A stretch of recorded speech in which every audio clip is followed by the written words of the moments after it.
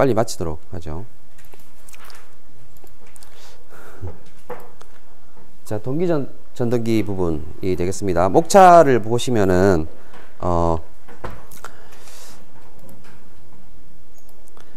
2-4에서 동기 전동기의 원리 및 특성, 그 다음에 동기 전동기의 원리하고 특성 부분에서 보시면은 역기전력이라는 게 있고, 역기전력은 직류기에서도 우리가 배웠었죠. 직류기에서 나왔던 것하고 유사한 내용입니다. 그리고 이제 부하 전류가 어떻게 되느냐, 그 다음에 벡터도, 벡터도는 저번에 제가 좀 설명을 발전기에서도 설명을 드렸지만, 벡터도를 알고 있으면은 이제 풀 수 있는 문제가 많아요. 그래서 발전기하고 전동기에 대해서 벡터도를 여러분이 조금 이해를 하면 좋을 것 같습니다. 이 벡터도 사실 크게 뭐 어렵지 않고 간단하거든요. 동기 임피던스를 고려한 벡터도라고 보시면 돼요. 그래서 이 동기 임피던스는 발전기하고 똑같다고 볼 수 있고, 그 다음에 전동기이기 때문에 당연히 발전기에서도 물론 생기지만 전동기에서는 발전기하고 반대가 되는 전기자 반작용이 생기게 되죠. 그리고 위상 특성 같은 경우는 이제 이거 동기조상기로 활용한다든지 해서 굉장히 좀 활용도가 높고 시험 문제도 좀 자주 나오는 문제입니다. 내용이고, 그 다음에 동기 전동기 출력, 비철극기 같은 경우는 원통형이죠. 원통형은 그 기하학적으로 아주 그 자기장이 균일하게 원 형태로 해서 균일하게 되어 있기 때문에 철극기에 비해서 수식이 좀 간단합니다. 그래서 간단한 철극기에 대한 수식을 좀 배울 거고, 여기는 이제 발전기하고 똑같은 공식이 나와요. 그리고 동기 전동기 토크 같은 경우는 이제 기동 토크가 사실은 제로죠. 동기 전동기 같은 경우는 기동 토크가 제로예요. 그래서 이제 그 동기 전동기를 운전시키기 위해서는 기동법이 필요합니다. 얘를 이제 처음에 좀 돌려줘야 되죠. 그런 방법이 어떤 방법이 있는지 살펴보고, 그 다음에 인입 토크, 탈출 토크. 동기 속도에 들어오기 전에 토크가 이제 인입 토크가 되고, 동기 속도에서 탈출할 때 나오는 토크가 탈출 토크, 이렇게 되죠. 그래서 여기는 운전 부분에 보시면은 그 동기 전동기가 기동 토크가 제로이기 때문에 어떤 방법을 통해서 이제 기동을 시켜주게 되는데, 스스로 기동시키는 자기동법이 있고, 그 다음에 기동 전동기를 사용해서 기동시키는 방법이 있어요. 그 다음에 이제 용도하고 동기조상기. 여기는 동기조상기는 위상 특성을 활용해서 우리가 그 조상기로 쓰게 되는데, 그 부분을 좀 살펴보겠습니다. 오늘은 그래서 어디까지 할 거냐 하면 아까 말했던 그 부분까지 할게요.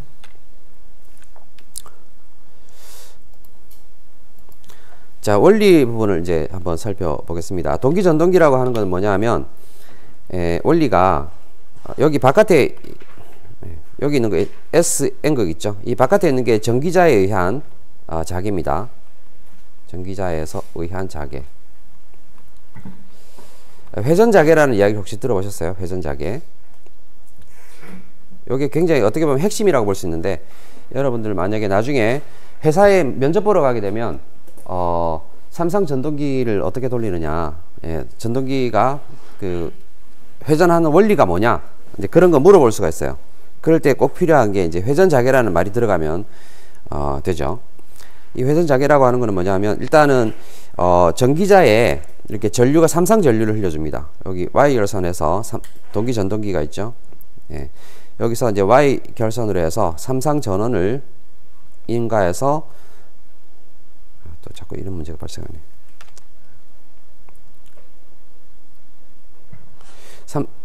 삼상 전류를 흘려주면 여기서 이제 전기자에 의한 회전 자개가 발생을 하게 돼요. 자, 회전 자개가 그래서 이제 동기 전동기 같은 경우는 바깥에서 회전 자개라고 하면 이제 N극하고 S극 자석이 H축 있죠. 이 그림처럼 이렇게 돌아간다고 볼 수 있습니다. 이렇게 시계 방향으로 만약에 돌아간다. 그럼 안쪽에 우리가 있는 게 뭐죠? 계자였죠, 계자. 계자가 N극, S극의 자석이기 때문에 여기 S극이 이렇게 쭉 돌아가면 S극에는 N극이 붙어가지고 딱 따라 돌아가요. 그 다음에 N극이 있으면 안에 있는 거는 S극이 딱 붙어가지고 따라 돌아갑니다. 그래서 자석이 자석의 힘에 의해서 자석이 따라 돌아가는 거기 때문에 엄청나게 딱 붙어가지고 돌아갈 수가 있는 거죠. 그래서 이게 일단 한번 돌기 시작하면은 이게 여기 자개가 돌아가는 속도에 맞춰가지고 그대로 돌아갑니다. 그래서 이걸 이제 동기속도라 그러죠. 동기속도. 이 속도에 딱 맞춰가 돌아가요. 자석의 힘이 굉장히 세죠. 우리가 토크 같은 경우도 자석에 의한 힘이 가장 세다고 볼 수 있어요. 기기에서 나중에 나오겠지만. 그래서 이 속도에 딱 맞춰서 동기 속도로 돌아가는 요게 이제 동기 전동기라고 그래요. 동기 속도를 우리가 NS라고 그러는데, 동기 속도는 공식이 지난번에도 그 발전기에서도 배웠지만 이렇게 P분의 120F 요 굉장히 많이 나오는 거기 때문에 꼭 기억해 주시고요. 회전 자개가 어떻게 만들어지는지 제가 간단하게 좀 한번 살펴보겠습니다. 위키피디아나 뭐 이런 인터넷에 보면 이제 애니메이션으로 쭉 나오는데, 저는 애니메이션보다 그냥 여기 삼상 이제 전원이잖아요. 삼상 전원에서 전류가 이제 흘러갈 때 어떻게 자개가 생성되는지 세 부분으로 나눠 가지고 간단하게 좀 설명드리도록 할게요. 자, 일단 여기 점하고 여기 점하고 여기 점, 요 세 개 점이 있다고 했을 때 이 점에 대해서 보겠습니다. 여기서 보시면은 A상 전원이 지금 가장 크죠. A상 전원이 이렇게 전류가 가장 크고, B상하고 C상은 마이너스 0.5 만큼의 전류가 흐릅니다. 그래서 A상으로 전류가 이렇게 흐르면 여기가 지금 플러스로 들어올 때 여기 안으로 들어간다, 이렇게 가정해 볼게요. 안으로 들어가고, 그러면 여기가 나오게 되겠죠. 나오니까 어떻게 됩니까? 이렇게 해서 안으로 들어가서 나오는 요 방향으로 전류가 흐르니까 자석이 어떻게 생성되죠? 오른 나사 법칙에 의해서 이 방향으로 자석이 생성되죠. 이게 A에 의한 자석이죠. 그 다음에 B하고 C는 어떻게 되냐면, B는 마이너스예요. B하고 C 둘 다 마이너스이기 때문에 전류가 사실 이쪽으로 들어간다고 볼 수 있죠. 반대로 흐르죠. 여기로 들어와야 되는데 반대로 흐르기 때문에 여기가 나오는 거죠. 여기가 나오는 거고, 여기가 들어가는 거죠. 잠깐만. 들어갈 때 B 다시가 들어가죠. B가 나오는 거죠. 그러니까 이렇게 돌아간다고 보면 돼요. 그럼 어떻게 됩니까? B 같은 경우는 이렇게 돌아가니까 이 방향으로 생기죠. 그래서 이 방향으로 생기게 돼요. 이 방향으로 생기고, C도 마찬가지로 이제 반대로 돌아가기 때문에 C는 이 방향으로 생겨요. C도 한번 볼까요? C가 이쪽으로 반대로 흐르기 때문에 여기가 나오고 여기가 들어가죠. 그래서 요렇게 들어가면 이 방향으로 생기겠죠. 요 세 개를 합치면은 요 두 개, 얘랑 B하고 C에 의한 자개 두 개를 합치면 벡터적으로 합치면 A하고 똑같은 방향이 돼요. 그래서 이 A하고 B, C 세 개를 합쳐가지고 나온 게 A보다 한 1.5배 정도 큰 자석이 만들어지는데, 이 방향으로 자석이 생성되는 거죠. 지금 여기 있을 때는 이 방향의 자석이 생성됩니다. 두 번째로 이제 B점에 있을 때 한번 볼까요? B점에 있을 때 일단 A점에 있을 때 여기 생성되었고, B점에 있을 때는 이 점, 요 점의 경우에는 B가 제일 크고 A하고 C가 다 마이너스입니다. 그래서 B가 지금 크고 플러스, B가 플러스가 되니까 여기가 지금 들어가죠. 들어가고 여기가 나오니까 이렇게 돌아가죠. 그래서 B 같은 경우는 지금 어떻게 됩니까? 이렇게 되면 이 방향으로 되겠죠. 이 방향으로, 여기 B에 의한 자개 이 방향으로 돼요. 그 다음에 이제 A하고 C는 반대로 되기 때문에 마이너스가 돼서 이렇게 된다고 볼 수 있어요. 그래서 여기도 합쳐주면 여기보다 1.5배 정도 큰 자개, 여기가 이제 이 점에서의 자개입니다. 이 점에서의 자개가 이렇게 돼요. 그 다음에 C점에서의 자개, C점에서는 세 번째 점. 여기서는 얘가 지금 C가 플러스로 들어가니까 C가 들어가서 나오니까 이렇게 되겠죠. 그림으로 참 이게 좀 애매한데 이렇게 들어갔다 나오니까 이 방향으로 나오겠죠. C에서는 이 방향. 그리고 A하고 B는 또 마이너스가 되기 때문에 반대로 이렇게 되고 이렇게 되어서 합쳐주면 여기보다 1.5배 정도 큰 이런 식으로 자개가 생성이 됩니다. 그래서 A점에서 이렇게 쭉 흘러가는 게 A, B, C 이렇게 흘러가잖아요. 상이 시간에 따라서 얘가 똑같은 크기의 자석이 이렇게 돌아간다고 볼 수 있어요. 이렇게 돌아가서 B로 갔다가 C로 갔다가 다시 C에서 A로 다시 돌아오죠. 이게 회전 자개라고 하는 겁니다. 이건 굉장히 어떻게 보면 여러분들이 나중에 저기 면접을 가더라도 이거 꼭 물어보는 문제일 가능성이 높기 때문에 회전 자개는 꼭 알아두셔야 돼요. 이렇게 해서 회전을 하게 되죠. 똑같은 크기의 자개가 이런 방향으로 해서 회전을 하게 됩니다. 요게 이제 유도 전동기도 마찬가지로 이런 회전 자개가 생기거든요.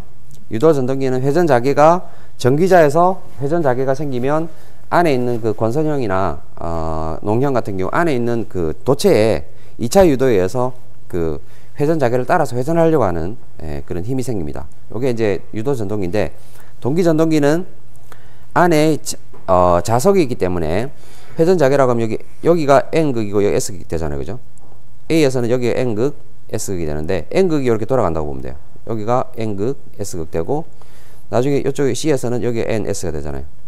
그럼 안에 있는 이 계좌도 자석이기 때문에 N극을 따라서 S극이 딱 붙어서 따라가는 거죠. NS는 딱 서로 붙으려고 하는 특성이 있잖아요. 그죠? 그래서 자석의 힘에서 딱 의해서 붙어가지고 돌아간다고 보시면 됩니다. 그래서 일단은 삼상 전원에 의해서 회전 자개가 생성이 되고 그 회전 자개를 따라서 안에 있는 자석이 회전하는 거, 요게 동기 전동입니다. 그래서 속도가 항상 일정해요. 자석의 힘으로 회전하기 때문에 항상 일정하지만 이제 문제가 뭐냐면 부하가 생겼을 때는 여기 부하각이라는 게 발생하는데, 부하가 있으면 예를 들면 여기가 축이 되겠죠. 축에다가 벨트를 매어 가지고 어떤 무거운 물체를 갖다가 돌려줘야 되겠죠. 뭐 엘리베이터나 이런 거 돌려주면 요게 부하가 됩니다. 부하가 이제 커지면 커질수록 아무래도 여기 전기자에 들어가는 전류가 커져야 되겠죠. I가 커지게 되고, 이 전류가 커지면서 이제 뭐 속도가 아무래도 힘이 좀 들어가겠죠. 딸리니까 그만큼 여기 있는 자석이 따라 도는 힘이 좀 딸려지게 됩니다. 그러니까 정지 상태에서는 그대로 정지해 있고 무부하 상태, 그러니까 부하가 없는 상태, 짐을 갖다가 달지 않고 그냥 회전만 하고 있으면 얘가 그냥 정속도로 딱 돌아가요.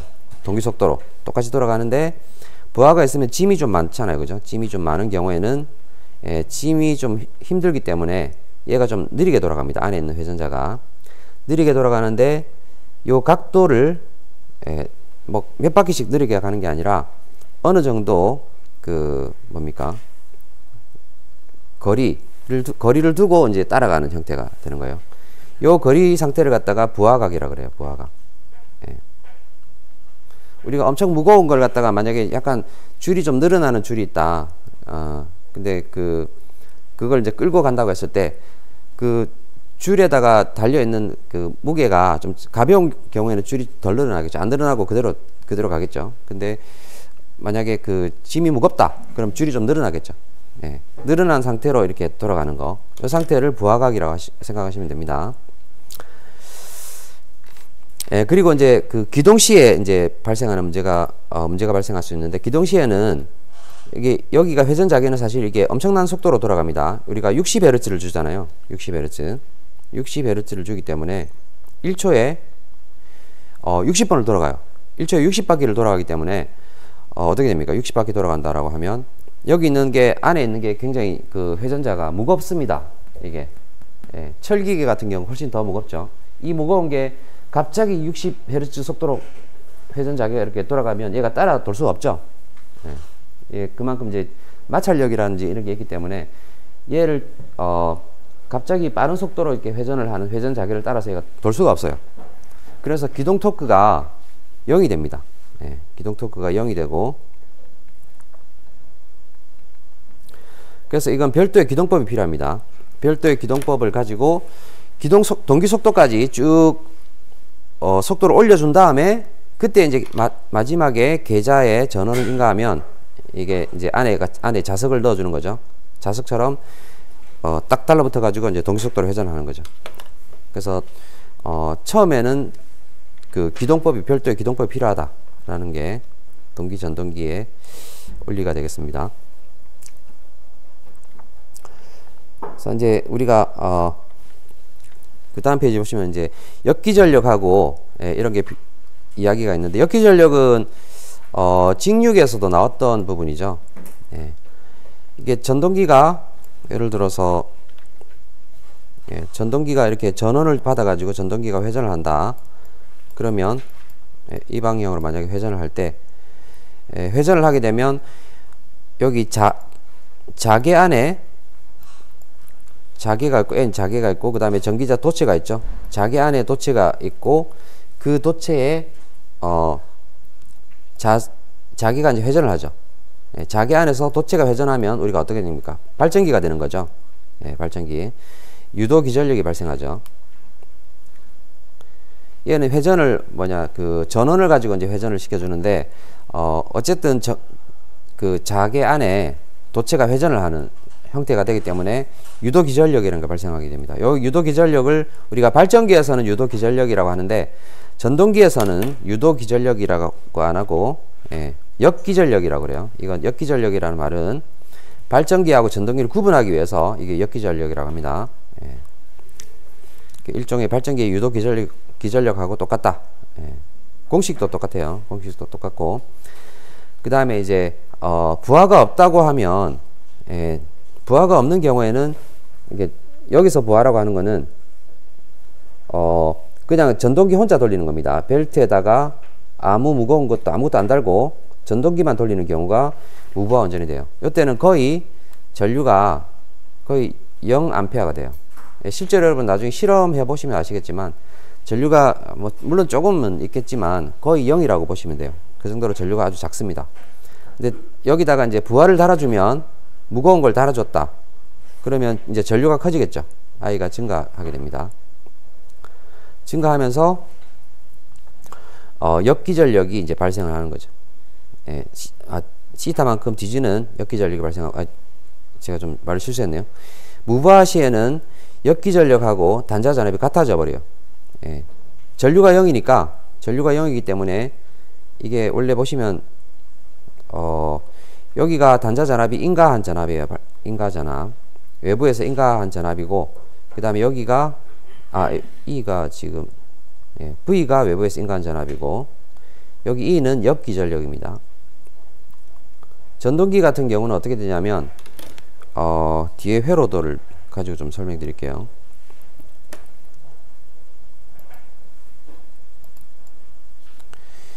전동기는 여기 외부에서 전원을 인가를 하는 거죠. 외부에서 전원을 인가를 하게 되면 여기 V를 만큼 전압을 줍니다. 그러면 여기 전류가 흘러 들어가겠죠. 흘러 들어가서 얘를 돌려주고, 그 다음에 돌려주게 되는데, 이 돌려주기 전에 여기 안에 내부 임피던스가 있죠. 동기 임피던스.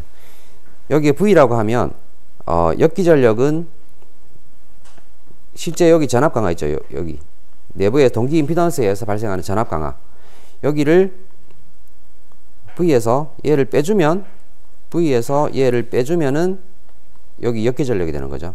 회로 이론에서 보듯이 회로 이론이라고 생각하면 됩니다. 여기서 전원을 줬다 그러면 여기 전압 강화하고, 그 다음에 여기 전압 두 개 더해주면 요게 되죠. 그래서 얘는 이거 플러스 요게 되는데, 그러면 결국 여기서 요걸 빼주면 요게 되는 거죠. 얘는 여기서 이걸 빼준 게 되죠. 네, 그런 식으로 생각하시면 돼요. 그래서 여기 공식이 이제 E는 V-ES라고 하는 공식이 나오는데, ES가 무부하인 경우에는 I가 제로이기 때문에 ES가 제로예요. 전압 강화가 제로죠. 예. 여기 그림에서 보시면 전류가 0이 되면 여기 전압 강화가 없잖아요. 그래서 얘랑 같아져 버립니다. 요게 이 그림이 되는 거, 무부하시 벡터도가 되는 거고, 부하가 있을 때는 이제 좀 달라지죠. 전류가 흐른다. 예, 보통 뒤진 전류가 흘러요. 단자 전압에 대해서 뒤진 전류가 보통 흐릅니다. 일반적으로. 그래서 시타만큼 뒤진 전류가 흘렀다. 그러면 이 전류, 요 전류 성분에 의한 만큼 여기 전압 강화가 발생하죠. 내부에서 동기 임피던스에 의한. 예. 요걸 이제 ES라 그래요. 그래서 R 성분은 I 합 방향하고 똑같고, 그 다음에 XS 동기 리액턴스죠. 리액턴스 같은 경우는 R 방향의 직각으로 올라가죠. 수직으로 올라가죠. 그래서 이 방향이 되는 거죠. 이 두 개를 얘랑 합쳐주면 요게 전압이 뭡니까? 실제 전압 강화되는 거죠. 그래서 이런 식으로 생각을 하시면 됩니다. 그래서 뒤에 벡터도 그림 여기를 여러분들이 좀 그릴 수가 있으면 실제 문제 풀 때 도움이 많이 됩니다. 자, 이 동기 임피던스 회로도를 가지고, 자, 제가 한번 볼게요. 여기 단자전압 V를 바깥에서 인가를 해준 게 단자전압 전원전압이죠. 그 다음에 여기서 흐르는 전류 성분이 I 성분입니다. 보통 이제 위상이 좀 뒤지게 되죠. 왜냐하면 여기 있는 것들이 다 X 유도성 부하 성분이 많기 때문에 위상이 뒤진 전류가 흘러요. 그러면 얘가 흘러가면서 여기서 이만큼의 전압 강화, 예, IRA하고 JXS 요만큼의 전압 강화를 거치게 되면 얘랑 얘 두 개 합치면 여기서의 전압 강화 ES가 되는 거죠. 여기서 전압 강화 이걸 거치게 되면 남는 게 E가 되는 거죠. 그래서 여기서 얘를 빼면 이게 되는데, 기본적으로 얘랑 E랑 여기 ES랑 두 개를 더해주면 V가 된다 라는 식으로 벡터를 그려주면 돼요.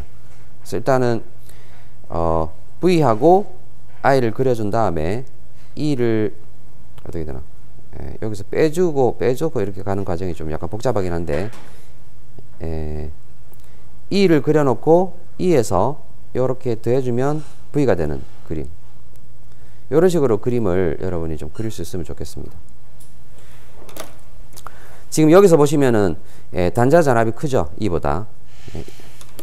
이게 나중에 예를 들면 감자작용, 증자작용 이런 전기자 반작용 부분이 있는데, 감자 증자작용일 때 증자작용일 때는 어떻게 되나?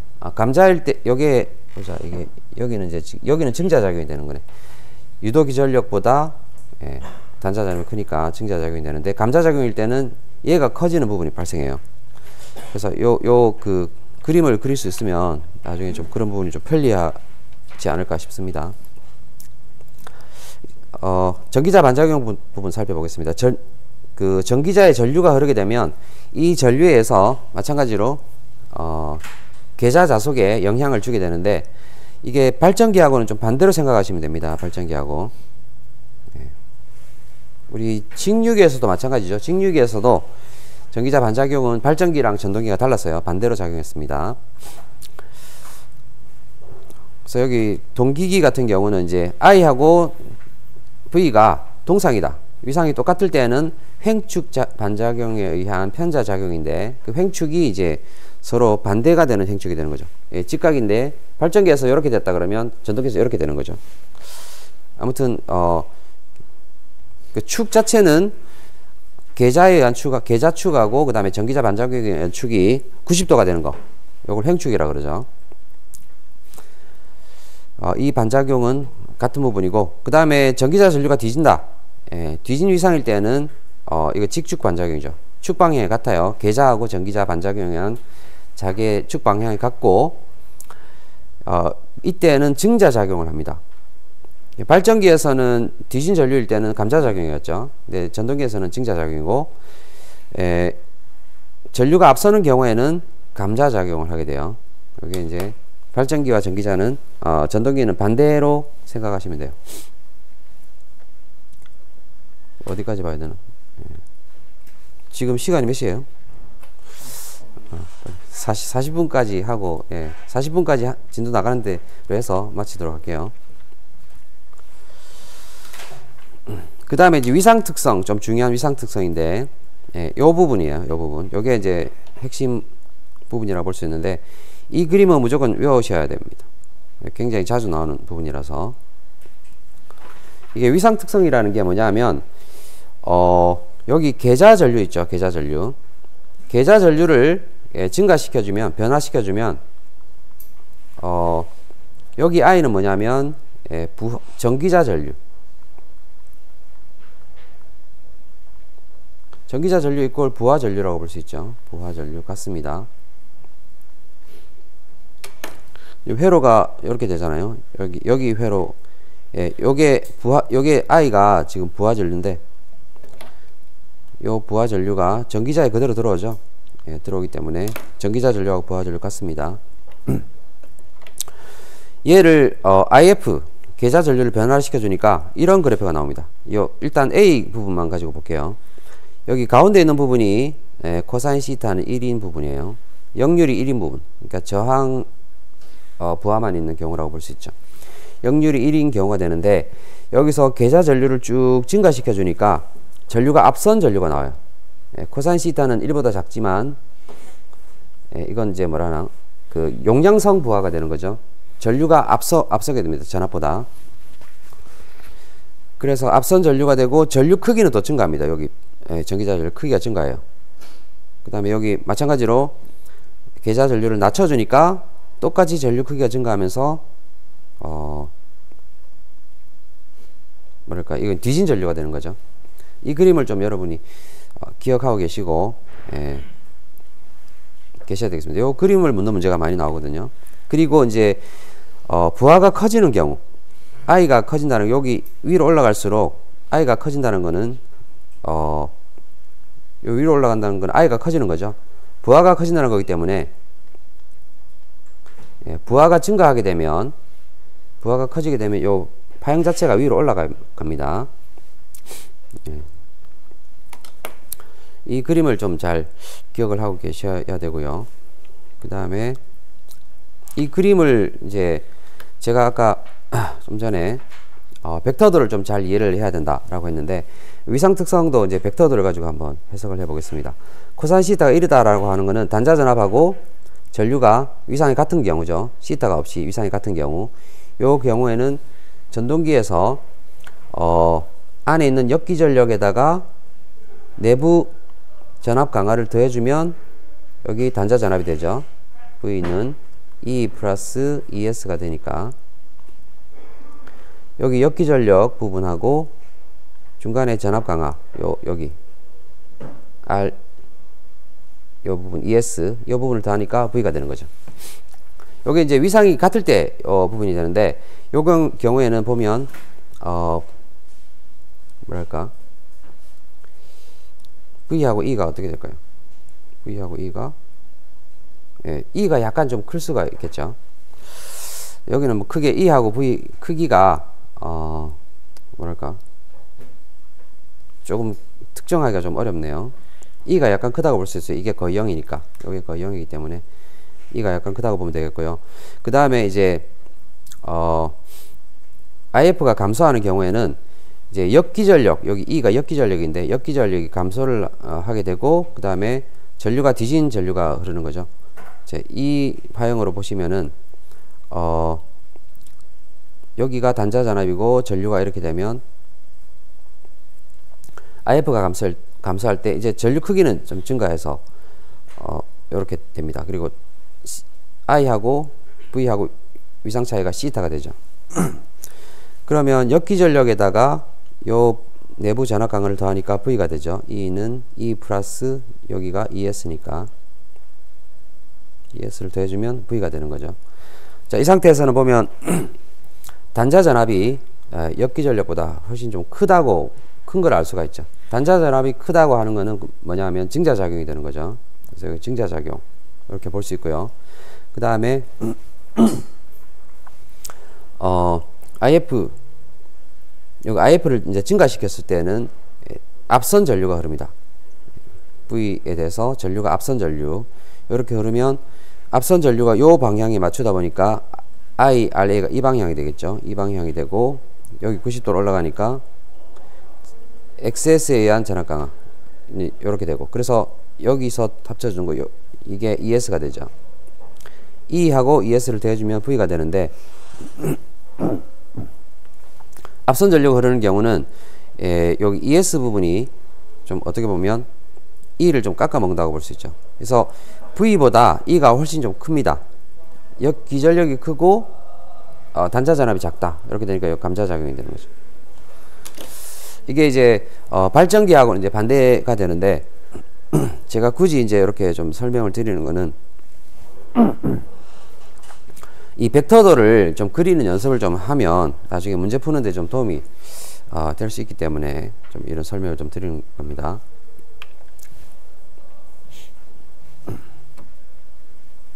(39분이네) 40분. 예, 여기까지만 하고 마치도록 할게요. 이거 공식은 출력 부분인데 비철극기 그러니까 원통형이죠. 원통형. 요 출력 공식은 동기 발전기 출력 공식하고 똑같아요. 요 그대로 외우시기 바랍니다. 동기 발전기의 출력하고 똑같습니다. 여기 보시면 제가 참고로 어디 갔어? 참고로 동기 발전기 비철극기 출력 해놨죠. 예, P0는 GS분의 V20 사인 델타에서 똑같이 나옵니다. 유도 과정은 이렇게 쭉 있는데 그냥 참고만 하십시오. 이거 굉장히 어렵거든요. 이거 풀려고 뭐랄까 요 벡터도를 가지고 삼각함수를 가지고 막 구해서 이렇게 나오는 겁니다. 이게 유도 과정까지 하면 좋겠지만 이거 하나만 가지고 거의 1시간 소비를 할 수 있기 때문에 생략하겠습니다. 생략하고 이런 벡터도에서 삼각함수 그림 가지고 나와서 이렇게 풀어 나간다. 이렇게만 알고 계시면 되겠어요. 그래서 이런 공식이 나왔다라는 거. 그래서 공식을 여러분이 좀 외워주시면 좋겠습니다. 그러면 다음 시간에 이제 토크부터 살펴보겠습니다. 이 토크는 그 직류기에서도 나왔었죠. 직류기에서도 똑같은 공식이 나왔고요. 유도기에서도 똑같은 공식이 쓰입니다. 그래서 이 토크는 이 공식 빨간색 줄친 부분은 꼭 기억을 외우셔야 되는 공식이에요. 여기부터 다음 시간에 하도록 하겠습니다. 자, 오늘은 그럼 여기서 마치겠습니다. 예, 수고하셨습니다.